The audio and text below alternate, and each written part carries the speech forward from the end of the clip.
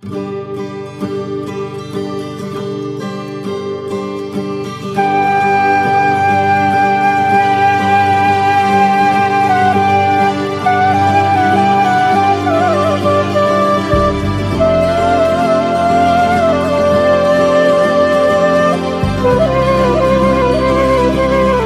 sejumlah kita yang meskipun saya dari jauh kami juga sangat merindukan ya sebetulnya suara-suara cek ya, meskipun dia dari anak-anak muda sebagai generasi baru di dalam kesenian bidonggal ini.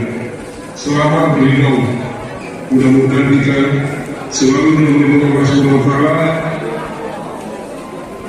seluruh.